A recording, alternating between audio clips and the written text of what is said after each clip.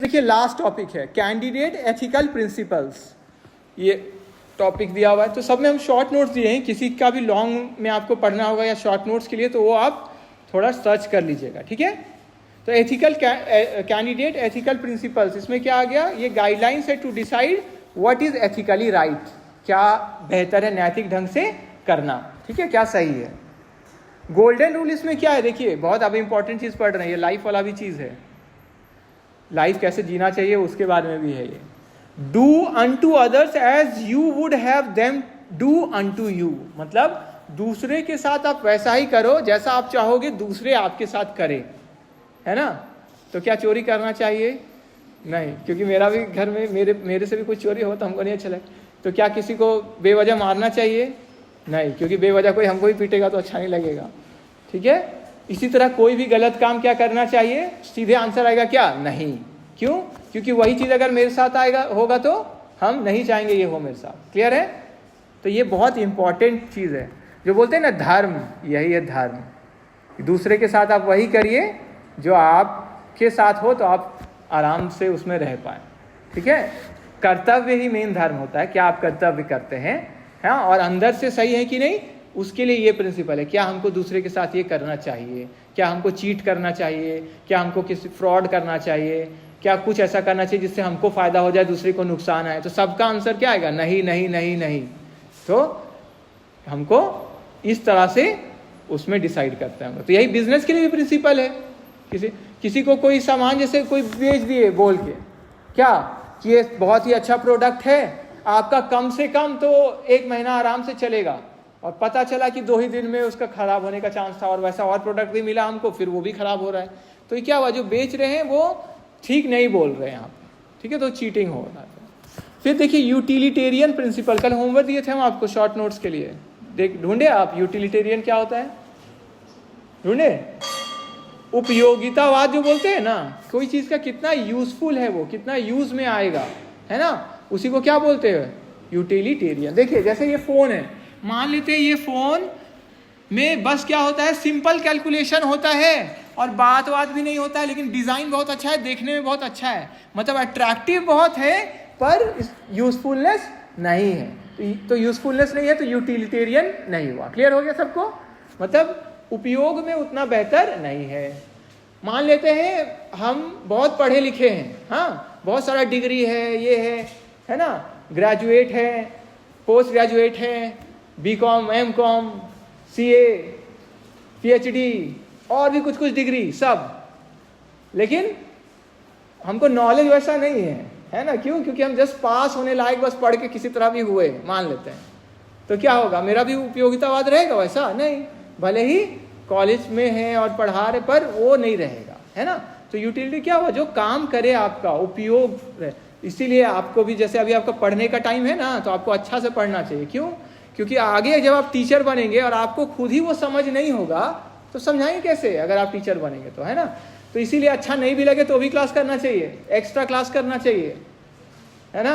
6 period है तो 6 period करना चाहिए, तब ना अलग अलग जगह से सीखेंगे, नॉलेज मिलेगा, तब ना आप एक लेवल क्या होगा, आपका लेवल बढ़ जाएगा। लेकिन सोचेंगे किसी तरह भी कॉलेज आओ और पास हो जाओ, काफ़ी है, अभी ना काफ़ी है, बाद में आप कोई पोस्ट पे जाएंगे तो आप कैसे, उतना आपकी खुद ही अंडरस्टैंडिंग नहीं होगा। लेकिन क्लास में रहते हैं, इतना चीज़ सीखते हैं, तो क्या होता है, टीचर का एक्सपीरियंस मिलता है आपको, तो आपका नॉलेज का लेवल क्या होगा, ऑटोमेटिकली ऊपर चल जाएगा। क्यों? क्योंकि इतना चीज़ सुने हैं ना आप, कि वो क्या है, आपका समझ क्या हो जाता है, बढ़ जाता है। सुन के समझ के ही तो हम लोग समझ, आगे हम लोग का लेवल बढ़ता है ना, प्रैक्टिस करते हैं हम लोग, ठीक है। फिर risk aversion principle, choose the action with the least harm और रिस्क, वो एक्शन ले जिसमें सबसे कम रिस्क है मेरा। फिर कैटेगोरिकल इंपरेटिव, अगर कोई एक्शन राइट नहीं है सबके लिए तो ये किसी के लिए भी राइट नहीं है। देखिए बहुत इंपॉर्टेंट लाइन है, if an action is not right for everyone, it is not right for anyone, है ना, वो किसी के लिए सही नहीं। मतलब हम अपना ही बस फायदा नहीं देखें, सबको, कंज्यूमर मेरे पास आए हैं तो हम उनका ख्याल रखें ना, बोलते हैं ना ग्राहक देवो भव, बोलते हैं ना, ठीक है, वो क्या भगवान का स्वरूप है, जैसे अतिथि देवो भव बोलते हैं ना। फिर these principles help in resolving ethical conflicts in e commerce, तो ये नीतियों का पालन हम लोग करते हैं, सिद्धांतों का, तो हम लोग को द्वंद्व से हम लोग मुक्त होते हैं। होंगे कि नहीं द्वंद्व से मुक्त?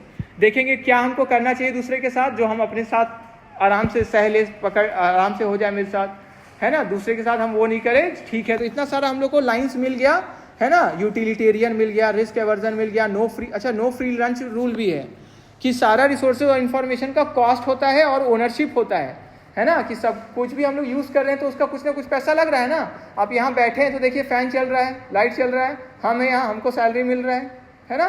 रेंट, या अगर ये रेंट पे लिया तो रेंट तो कॉस्ट तो जाहिर है ना, हर सेकेंड कॉस्ट लग रहा है, ठीक है। तो इसका ख्याल रखेंगे तो हम अपना ड्यूटी क्या कर पाएंगे, सही से कर पाएंगे ना, कि चलो हमको कॉलेज पैसा दे रही है, मेरे लिए इतना फैसिलिटी है तो हमको अच्छा से पढ़ना चाहिए, अच्छा से पढ़ाना चाहिए, सब लगेगा ना हमको, है ना। फिर कैटेगोरिकल इंपेरेटिव हम लोग कर ही लिए। फिर ये इंपॉर्टेंस क्या है ई कॉमर्स में, अंडरस्टैंड करते हैं हम लोग कॉन्सेप्ट्स को, जो बिजनेस ऑपरेट करती है एथिकली, प्रोटेक्ट यूजर्स, मतलब बिजनेस को ये हेल्प करती है किसके लिए, एथिकली ऑपरेट करने में, सही ढंग से यूजर्स को प्रोटेक्ट करने में, लॉ का पालन करने में, और लॉन्ग टर्म ट्रस्ट स्थापित करने में। कहाँ पे, डिजिटल प्लेटफॉर्म, मतलब ऑनलाइन।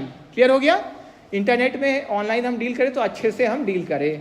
कंक्लूजन क्या है इन इश्यूज को, एथिकल, पॉलिटिकल, सोशल को जब हम समझते हैं ई कॉमर्स में, तो एनालाइज करते हैं टेक्नोलॉजी का क्या इम्पैक्ट पड़ रहा है, using ethical concepts, decision making models और प्रिंसिपल्स टू इंश्योर, क्या इंश्योर कर सकते हैं हम लोग कि रेस्पॉन्सिबल डिजिटल बिजनेस प्रैक्टिसेस रहे। मतलब इतना चीज़ें हम लोग जानते हैं तो क्योंकि हम लोग समझ गए चीज़ों के बारे में, तो हम लोग क्या करेंगे, जिम्मेदारी से आगे बढ़ेंगे ना।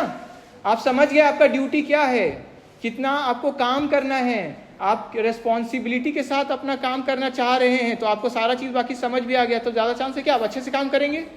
कानून का जानकारी हो गया, लॉज का जानकारी हो गया, नियम का जानकारी हो गया, तो अच्छे से काम करेंगे, उसका ज़्यादा चांसेस है ना। जो आदमी जानता ही नहीं कानून क्या है या कैसे हमको काम करना चाहिए, उसको अगर हम देखे ही नहीं तो चांसेस क्या है कि हम ठीक से काम नहीं कर पाएंगे।